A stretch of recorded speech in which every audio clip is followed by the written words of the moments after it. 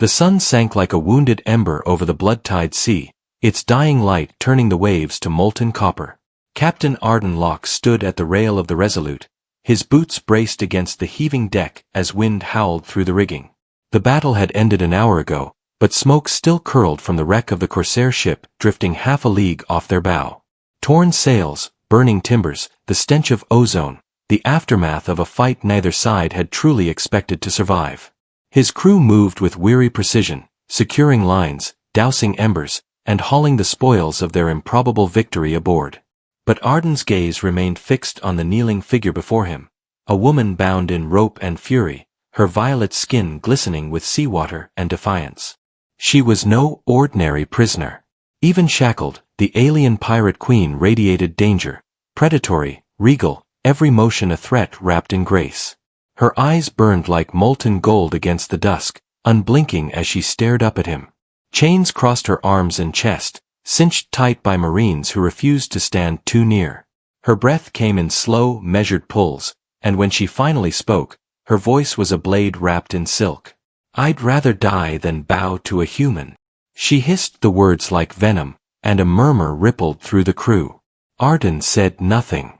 He studied her, the way she strained against her bonds, the faint luminescence of markings along her collarbones that pulsed with her heartbeat. Her kind were said to be warriors born of the storm, raiders who could breathe underwater and command lightning. But he'd seen her bleed like any other. And bleed she had. The deck tilted under a swell, spray hitting both of them.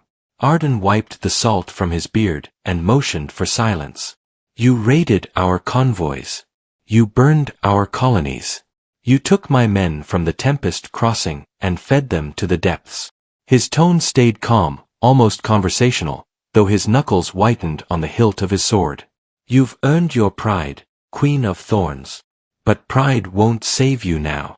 Her laugh was low and terrible, a sound that drew every eye. "Save me. You think I want mercy."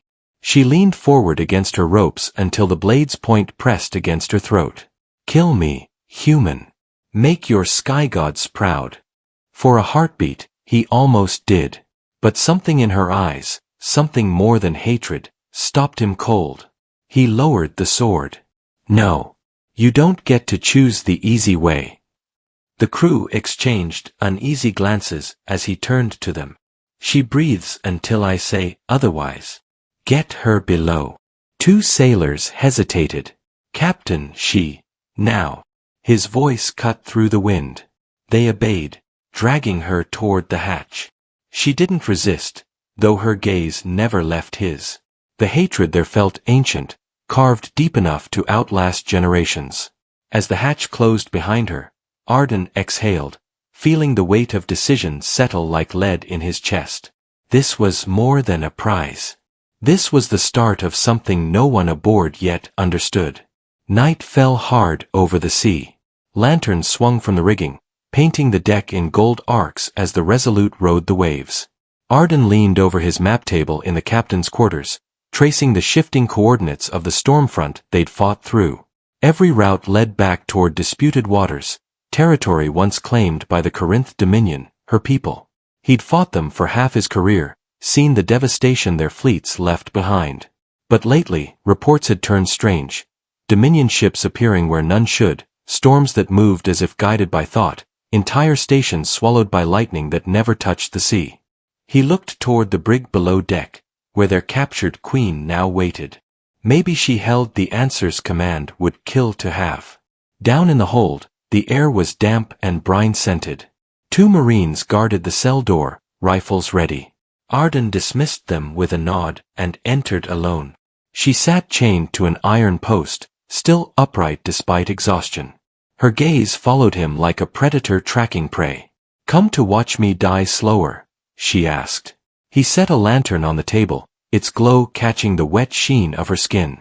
"To understand you," he said. "We've fought your kind for 20 years, but no one ever wondered why you fight." She gave a small, mirthless smile. "You burn our oceans, steal our storms, and you ask why we fight?" He met her eyes. "We were told you struck first. Then your kind lies as easily as it breathes." He leaned closer. Maybe. But I've seen Dominion raids, unprovoked, merciless. Civilian outposts wiped clean. And how many of ours did you strip for minerals first? She snapped, eyes flashing.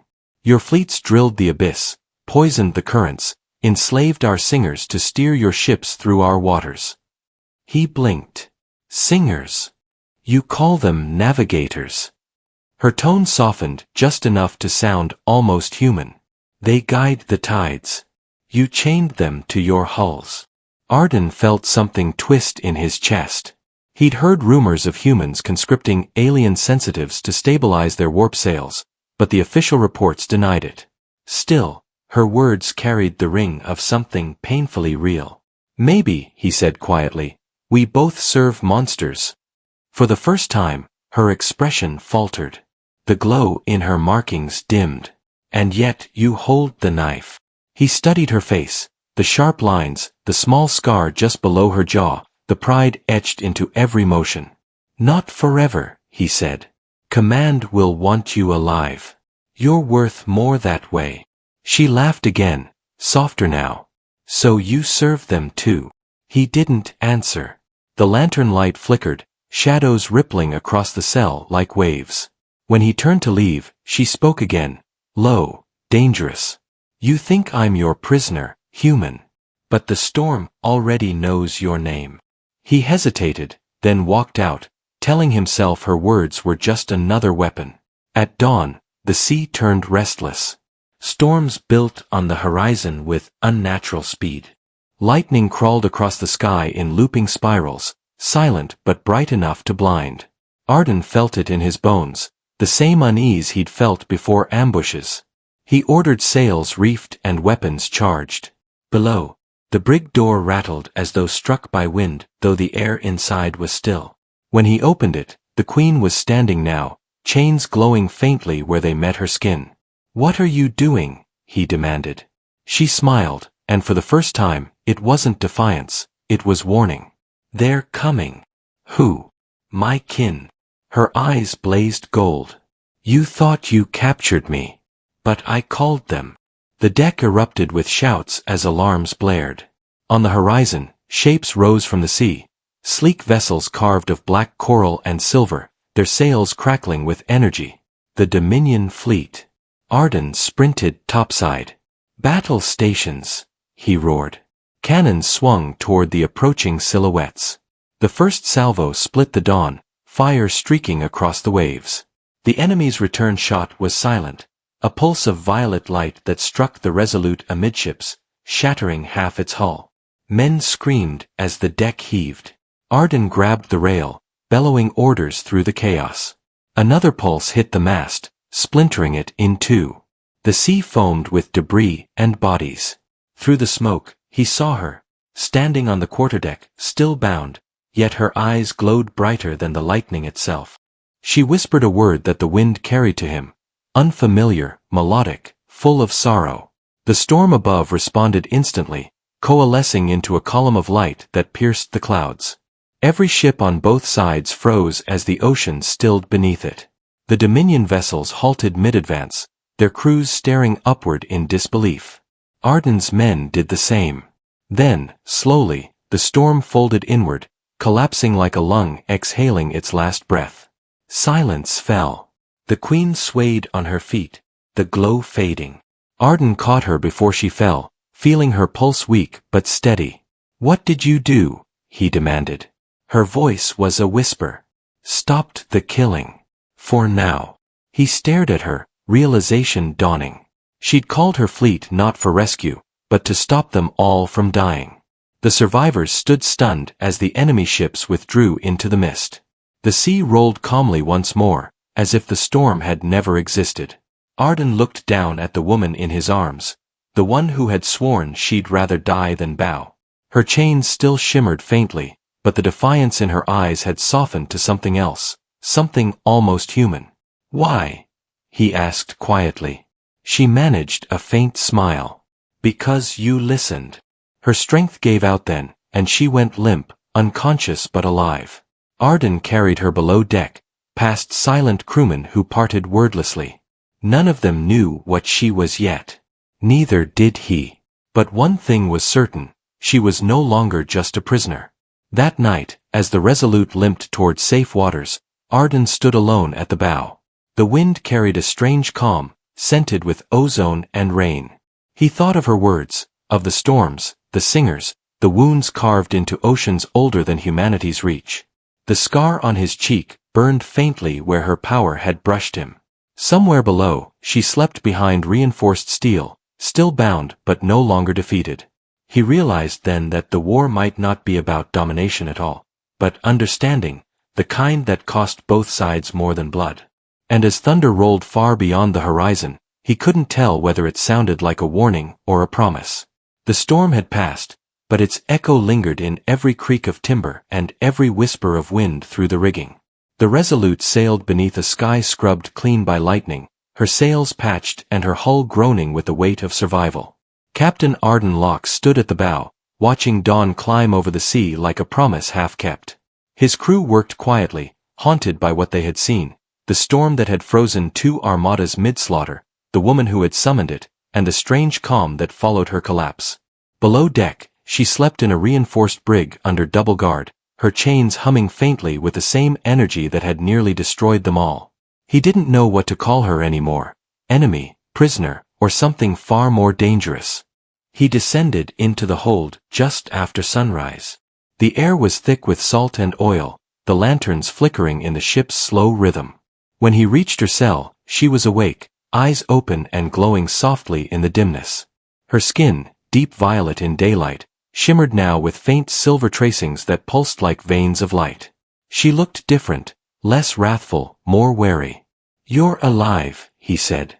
Her voice was hoarse but steady. "Disappointed?" "No," he said, leaning against the doorframe. "Curious." She tilted her head slightly. "About what?" "About how someone who hates humans saved a ship full of them." She laughed once, low and bitter. "I didn't save you, Captain. I saved the sea. You happened to be standing on it." He smiled faintly, despite himself. "Fair enough. But your fleet pulled back. That wasn't for the sea's sake." She met his gaze, her expression unreadable. "My people don't question the stormcaller. They obey when I command." He studied her. "You're their leader." "I was," she said, "before I was captured. Now I'm a liability."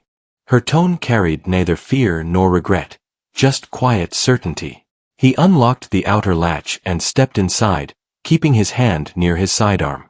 "Then you have nowhere to go." Her eyes flashed. "I always have somewhere to go. Even in chains." "You really think that storm will save you again?" he asked. "No," she said softly. "It will save you." He frowned, not understanding, and she closed her eyes, as if hearing something distant. "Another storm is coming. Not of weather. Of men." Her warning came too soon to dismiss. That afternoon, the lookout's cry shattered the calm. "Sails on the horizon." Arden raced to the deck. Through the spyglass, he saw them, two heavy warships flying the crimson insignia of the Earth colonial fleet. Reinforcements. Or perhaps retrieval. "Signal them," he ordered. "Tell them we've captured the Dominion Queen alive." The helmsman hesitated. "Sir, they're already signaling us." Arden read the flashes through the scope, his stomach tightening. "Surrender your prisoner immediately. Authorization, Gamma Command." He lowered the glass. Gamma Command meant Earth's Intelligence Division, not the Navy. If they wanted her, it wasn't for diplomacy. "Helm, maintain course. Don't answer yet." The crew exchanged worried looks but obeyed. Arden felt a chill settle beneath his skin. He returned to the brig, his boots echoing in the narrow corridor. The Queen looked up as he entered, reading the tension in his stride. "They've come for you," he said. "Your people?" she asked. "Mine." Her lips curved faintly. "Then you're running out of time." "You don't seem worried." "Should I be? You'll hand me over to them." That's what obedience looks like. Her words hit harder than he expected. I don't take orders from people who don't bleed on my deck, he said. But I need to know what they want with you. She studied him for a long moment, then said quietly, they want the song. The what? The storm song, she said. The frequency that binds the sea and sky. My voice called it, but your kind once tried to steal it. You failed. That's why your storms die in their cradles and ours live forever. He frowned. You think they're after your power. Not mine, she said.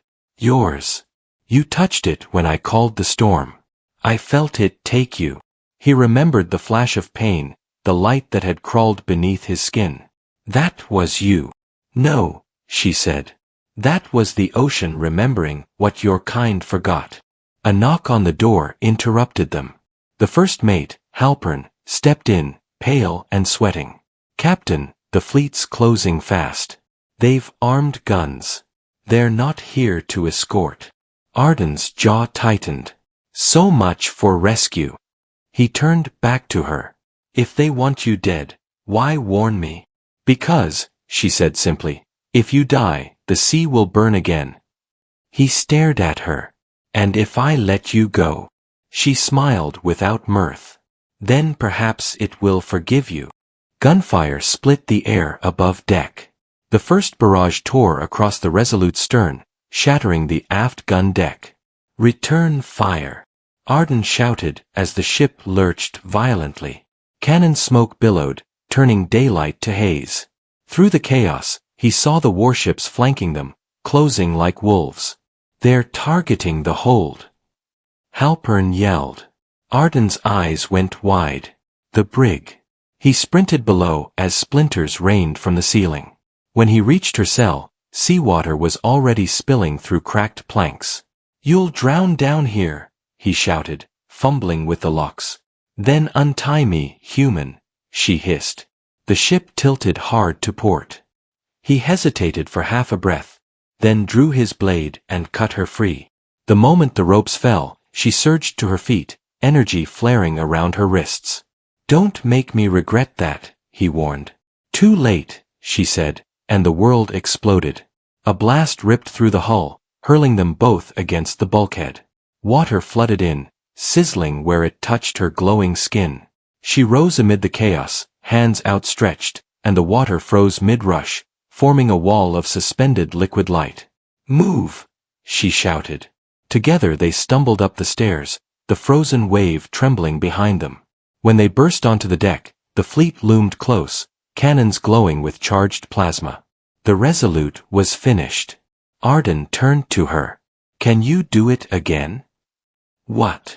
The storm. She hesitated, blood seeping from a gash on her temple. If I call it again, it won't stop this time. We're dead either way, he said. Her jaw tightened. Then you'll owe me a sea. She stepped to the rail, spreading her arms. The air around her shimmered, charged with impossible energy. Lightning bled from the clouds in spirals, drawn to her like iron to magnet. The temperature dropped, wind screaming through the sails. Arden shouted for the crew to hold fast. The first enemy broadside fired, but the shells disintegrated mid-flight, swallowed by the vortex forming around her. She sang then, low and resonant, a sound that was less voice than vibration. The storm answered, rising from every direction, waves twisting into spirals of luminous water. The fleet faltered, their instruments shorting out one by one. Arden watched in awe as nature itself bent around her, the sea lifting his ship like a toy in a god's hand. When the storm reached its peak, she turned to him, eyes blazing gold. I can't hold it, she gasped. Then don't, he said. Guide it. Her gaze locked on his. With you. Together. The word seemed to surprise her. But she nodded once, and when he grasped her hand, the light engulfed them both. He felt her power flow into him, raw and vast, carrying the memory of every tide. The storm responded differently now, less fury, more focus. The waves moved like dancers instead of beasts, sweeping the enemy ships aside without shattering them. One by one, their cannons fell silent. When at last the sea calmed, both of them collapsed to the deck, breathless and shaking. The horizon was clear. The crew stared at her in stunned silence. The woman who had sworn she'd never bow to a human now lay beside their captain, the ropes that once bound her floating loose in the foam. Arden rose slowly, offering her his hand. "You just saved them," he said. "Again." She laughed weakly. "You humans are impossible to kill. Takes one to know one." Her lips curved into the ghost of a smile. "Do you always flirt with prisoners?" "Only the dangerous ones." She took his hand, let him pull her to her feet, and for the first time, she didn't look at him like an enemy. The stormlight around them faded into dawn, leaving only the quiet rhythm of the sea. The Resolute drifted under a wounded sky, her sails tattered, her hull patched by miracle and stubbornness. Days had passed since the battle, but the ocean still smelled of ozone and fire. Arden stood at the wheel, watching the horizon blur between sea and smoke. He hadn't slept in 2 nights, haunted by flashes of the storm, the moment when his hand had closed around hers and something vast had surged between them, not just power but memory, like the sea itself had looked through their eyes. Each time he closed his own, he heard whispers, words half in her voice, half in another's, something ancient and aware. The connection hadn't faded with the lightning, it lived now beneath his skin, waiting. Below deck, the queen, whose name he had finally pried from silence, Lysara, moved like a caged tempest. Her strength was returning faster than it should have. The crew gave her a wide berth, crossing themselves when she passed. Yet she was quieter than before, less fire, more gravity. When he visited her cell, she no longer spat curses but asked questions, about his ship, his home, the endless human hunger that drove them across the stars. He answered honestly, perhaps too honestly, and she listened, her golden eyes narrowing as if fitting the pieces of a long unsolved riddle. "You fight storms because you fear stillness," she said once. "That is why your kind never stops sailing." "Maybe," he'd replied. "Or maybe we just like pretending we can steer fate." Her faint smile had been the closest thing to truce he'd ever seen. The calm shattered at dawn on the 4th day. A tremor rippled through the deck, a deep vibration that didn't belong to the wind or waves. The lookout shouted from the masthead. "Signal from the north." Multiple signatures, looks like Dominion skimmers. Arden cursed under his breath. They shouldn't be this far south. Lysara appeared beside him before he could call for her chains still clinking though no longer restraining. "They follow the heart song," she said. "The power we woke didn't die, it called to them." "So they're coming for you," he said. "For us," she corrected. "You carry the echo too." He touched the faint glow beneath his glove, the mark that pulsed in rhythm with hers. "Then we'll face them together." "You would stand against both your enemies and mine?" she asked. "I'd rather stand than bow," he said. Her smile this time was real.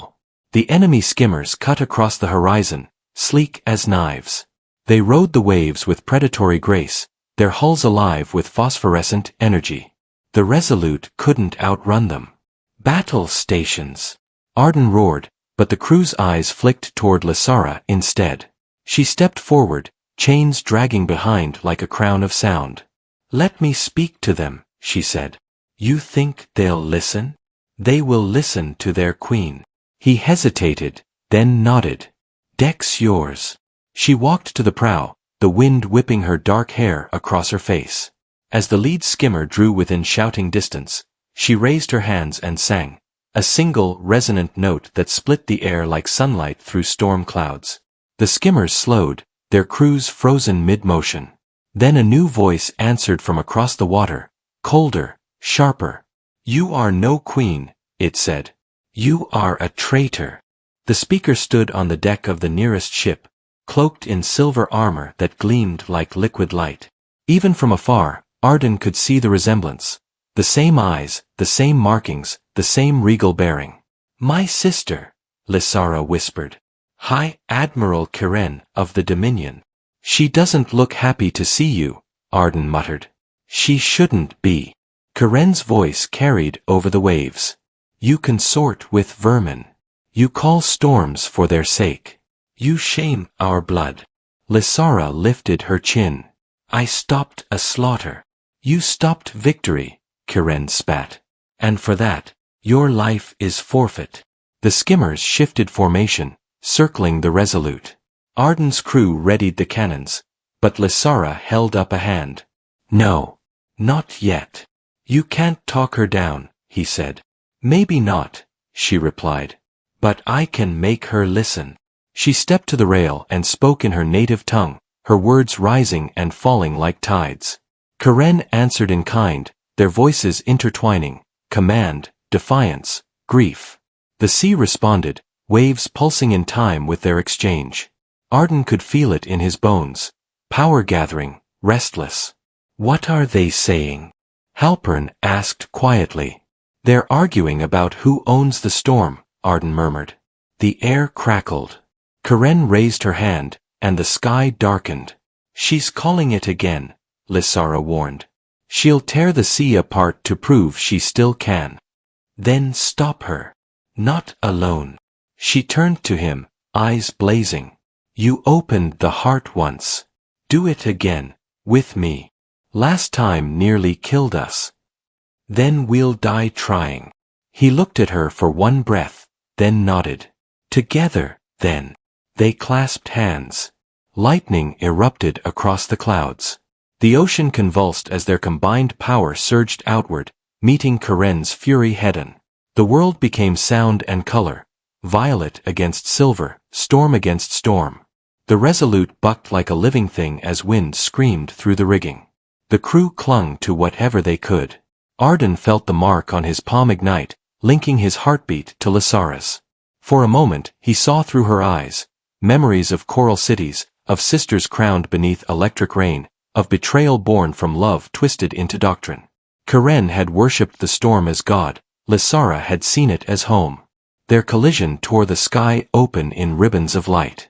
The sea itself seemed to hesitate, unsure which queen to obey.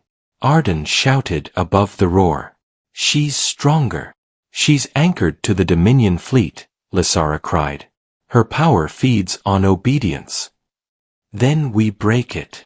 How? Humans are good at mutiny. He reached for the comm beacon on his belt, broadcasting wideband toward the enemy. Kiren of the Dominion, he shouted. You claim to command the sea, but the sea doesn't serve, it remembers. You drown your own blood to keep control? Then you're no queen, you're a slave. The words struck like cannon fire. Kiren faltered, her storm wavering. Lysara seized the opening, pouring everything she had into one last surge of light. The sky split open, and the lightning between sisters met in a single blinding flash. When the glare faded, silence fell. The enemy skimmers drifted, their sails torn, their crews staring in stunned disbelief. Kiren's ship listed, smoke rising from its hull. Lysara swayed on her feet, exhausted, the glow in her markings fading. Arden caught her before she fell. It's over, he said. She shook her head weakly. No, only changed. He looked to the horizon, where the Dominion ships, instead of attacking again, slowly turned away, retreating into mist. She spared us, he murmured. She spared you, Lysara said. Sisters understand what enemies never can. Then maybe she saw what I saw, he said. That you're not the monster they think. She gave a faint smile. And you're not the fool I thought. The storm dissipated, leaving a sky painted in the soft hues of truce. The Resolute floated amid calm seas littered with debris and silence. The crew began cheering, tentative at first, then loud and unrestrained. Arden looked down at Lysara, her head resting against his shoulder, her breath steady but shallow. You need rest, he said. And you need a new ship, she murmured. Fair trade. He smiled. You'll stay. She looked toward the horizon, where light danced on the waves. For now, she said. Until the sea forgets my name. Not likely, he said. Neither will I. That night, under a canopy of strange new stars, the human captain and the storm-born queen sat side by side on the ruined deck. The wind carried no threat now, only the steady rhythm of peace that both knew could not last. But for the first time, neither feared what might come next. The ocean, listening as always, whispered approval. Dawn painted the world in bruised gold and violet, the color of aftermath. The Resolute limped across calm seas, her wounds slowly closing under the crew's tireless hands. The men spoke in hushed tones now, their usual body laughter replaced by reverence, even fear. They had seen 2 storms born of gods and sisters, had seen a human captain hold the sky itself together beside a creature their world called myth. Arden felt the weight of it every time he looked toward the horizon. An uneasy peace carried on salt air. Beside him stood Lysara, unbound now, her eyes soft as the sea's edge but her bearing still that of a queen. The storm-singer watched the light touch the waves as if she could read prophecy in its shimmer. "Your world will come for me again," she said quietly. "And mine will never forgive this truce." Arden nodded. "Then we're outlaws on both sides." They anchored near a chain of jagged isles, the last refuge before the open expanse known as the Wraithwater Trench. Beneath that abyss, rumor said, lay relics of the first songs, the primal frequencies that had birthed storms before life itself. Lysara's gaze lingered there long, almost wistful. "That's where it began," she murmured. "The power both our peoples tried to own." Arden studied her profile in the sunrise, the faint silver glow in her markings dim but alive. "You want to go down there?" "No," she said. "I have to." He crossed his arms. "You barely survived the last storm." "Then it seems survival and I are on speaking terms again." The edge of humor in her voice made him laugh despite the dread curling in his gut. "And you'll need me to come along, I assume?" She glanced sideways. "If the sea remembers you, Captain, it might listen." Preparations began before noon. The Resolute's engineers modified an old submersible drone for manned descent, patching its hull with Dominion alloys scavenged from wreckage. The crew worked under Lysara's guidance, though half of them crossed themselves whenever she touched a console. Arden moved among them, translating her instructions into human mechanics. "If this fails," Halpern muttered, "we'll be crushed before we drown." Arden grinned. Comforting thought. By dusk, the vessel was ready, a hybrid of human steel and alien coral, its surface veined with faint bioluminescent lines. Lysara traced them with her fingertips. "It will hold," she said. "If you trust the sea." "It's not the sea I don't trust," Arden replied. "It's everything else." They descended at twilight. The world above faded to amber, then to indigo, then to black. Floodlights pierced the void as the submersible sank into the trench's throat. Outside, currents shimmered with bioluminescent life, creatures shaped like ribbons, spires, stars. Lysara's voice was hushed, reverent. "They remember when your kind were stories whispered by waves." "And what do they remember about yours?" "That we sang too loud." The trench walls pulsed faintly as if alive, carved with spirals that glowed when her gaze touched them. "These were made by the first singers," she said. "Not to command the sea, but to ask its permission." "Permission for what?" "To exist." Her tone carried a sadness that needed no translation. Deeper still, the scanners began to fail. The water thickened, resisting the lights. Strange harmonics filled the cabin, vibrations felt more in bone than ear. Arden adjusted controls, but the gauges spun wild. "Something's interfering with the readings." Lysara closed her eyes. "It's not interference, it's voice." The hum grew stronger, resonating with the mark under Arden's glove. His vision blurred as images bled into his mind. Great cities under endless storms, humans and Dominion standing side by side, united once before greed severed the sky. He gasped, gripping the console. "What is this?" "Memory," Lysara whispered. "The ocean remembers what we were meant to be." The submersible shuddered, alarms shrieking.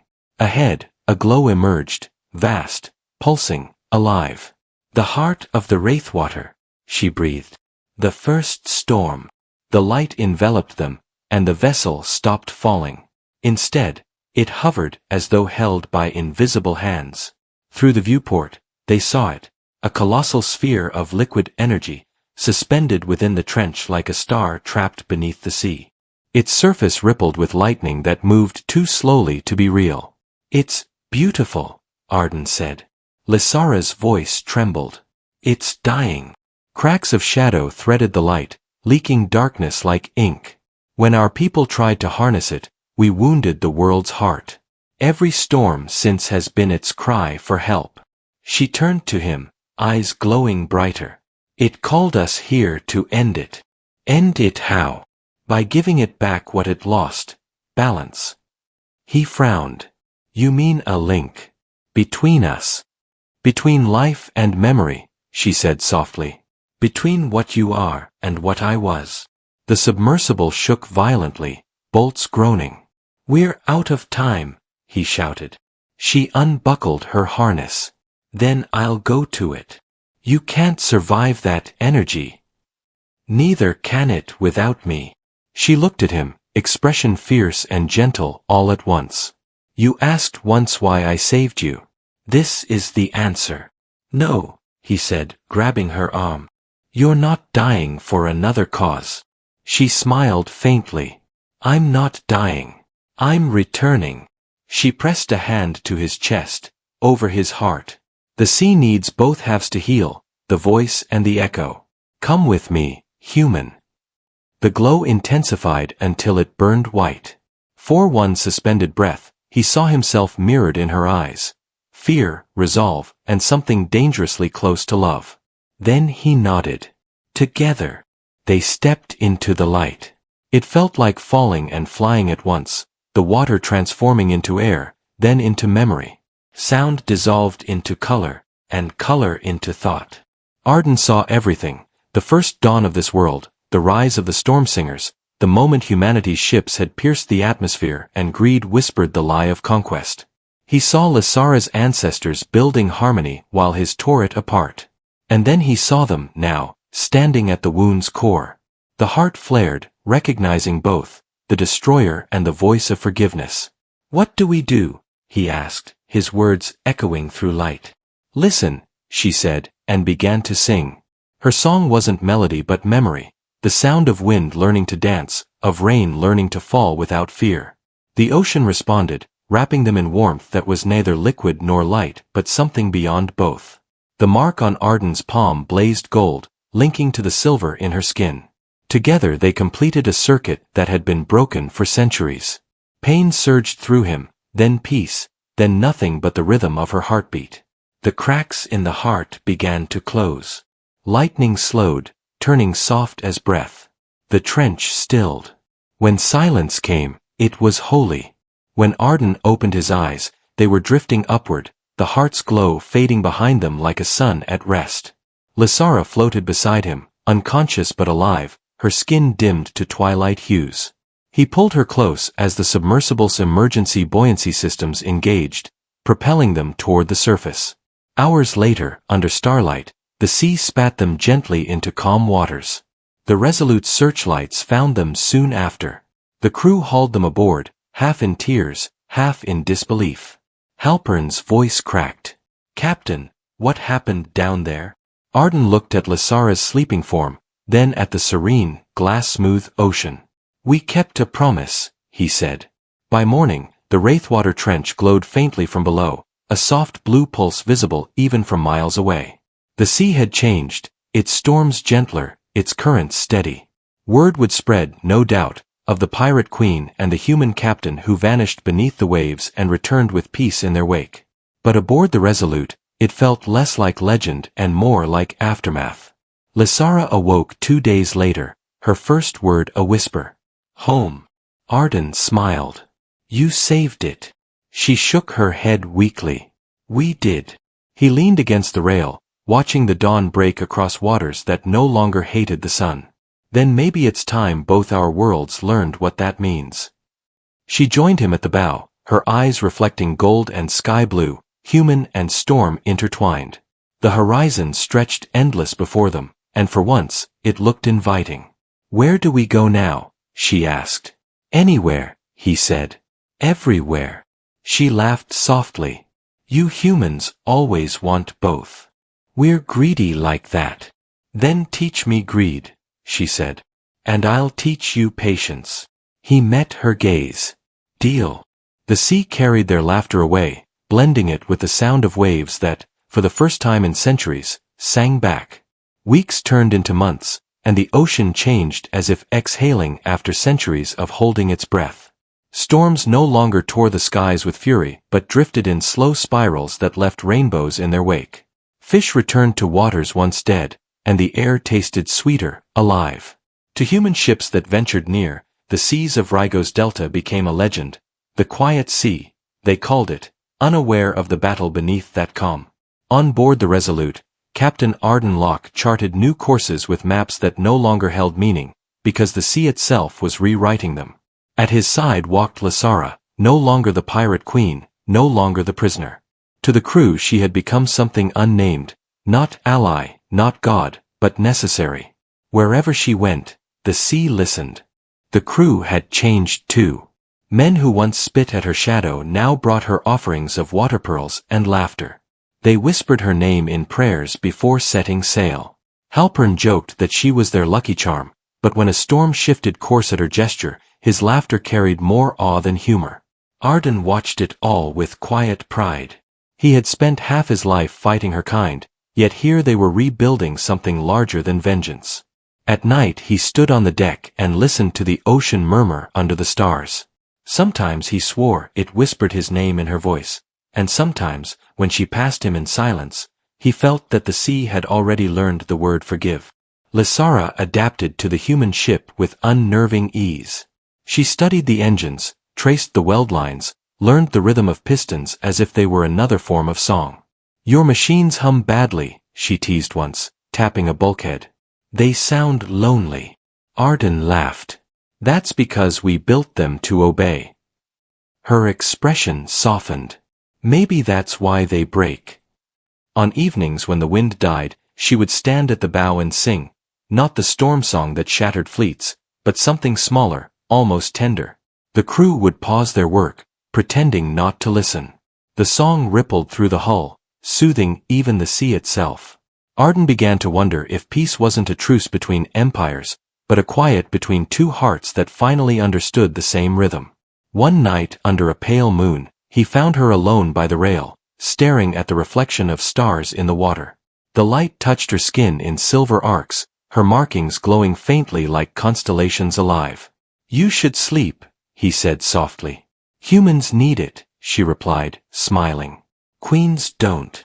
You're not a queen anymore. Then what am I? Alive, he said simply. She turned, meeting his gaze. And you, Captain, are you free? He hesitated. Freedom's a strange thing. The farther you sail, the more it follows. Or maybe you carry it with you. Maybe, he said. But it helps to have someone who knows where it's heading. For a long moment neither spoke, and the sea seemed to listen, its waves slowing to match their heartbeat. Their peace ended the morning the fleet returned.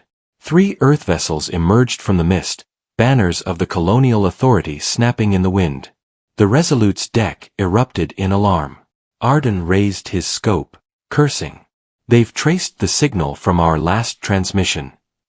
Your people, Lysara said quietly. Mine, he admitted. They think I've gone rogue. They're right. Yes, he said, smiling grimly. But maybe this time it means something.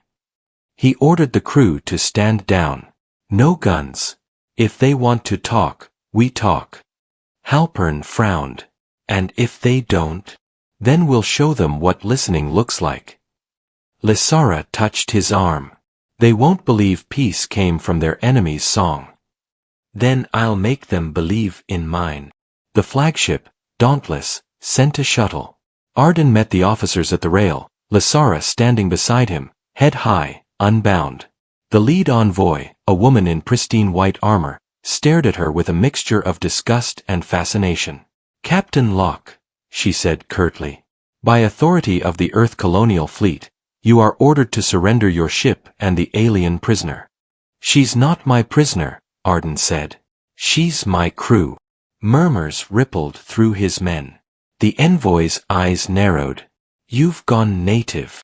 No, he said. I've gone human. The envoy's jaw tightened.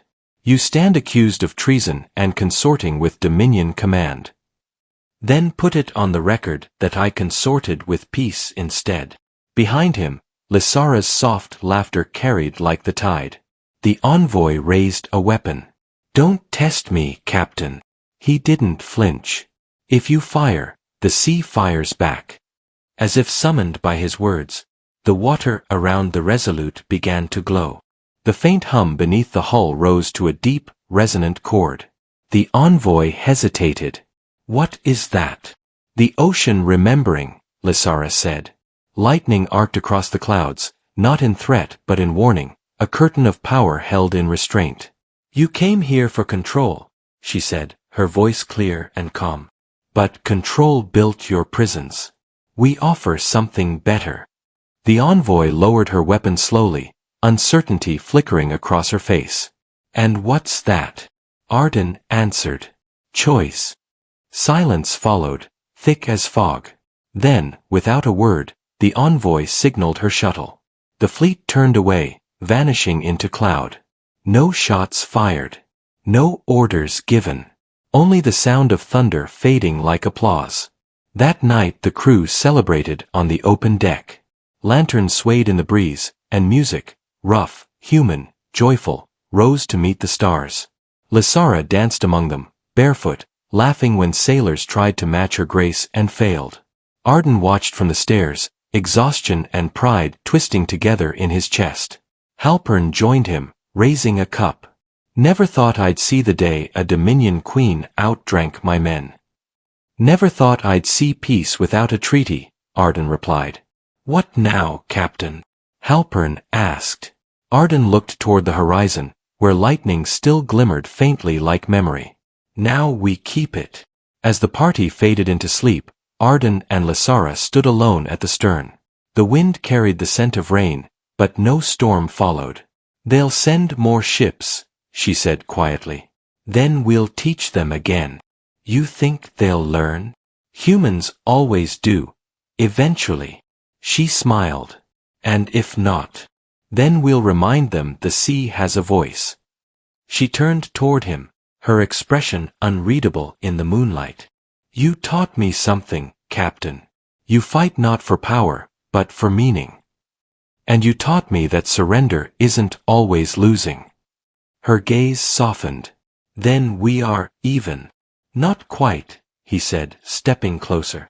The distance between them vanished like mist. Their kiss was brief, inevitable, neither surrender nor victory. The world seemed to pause, the sea holding its breath, the stars leaning close. When they parted, she whispered, You're still a terrible sailor. He laughed. And you're still a stubborn queen. Ex-queen. Not to me. Her smile lingered as she turned toward the horizon. Then steer us somewhere the world hasn't broken yet. Aye, he said, taking the wheel. Anywhere but back. The Resolute answered, sails catching wind that smelled of freedom and salt. By dawn they were gone, the ship a silver streak on the living ocean. Behind them, the trench pulsed once more, faint but steady, the heart of the world healed and watching. In time, stories would spread, of a human captain and a storm-born queen who defied both empires, who taught the sea to sing again. Children of both worlds would whisper her vow, I'd rather die than bow to a human, and laugh, because history had already rewritten the ending. She hadn't bowed. She had risen.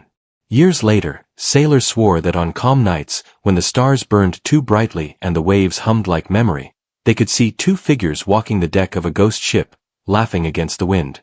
Some said it was myth. Others said it was hope. The ocean, ever patient, never corrected them. It simply kept their secret, carrying the rhythm of their story in every tide. And when the storms rolled gentle across the horizon, they no longer sounded like anger. They sounded like love.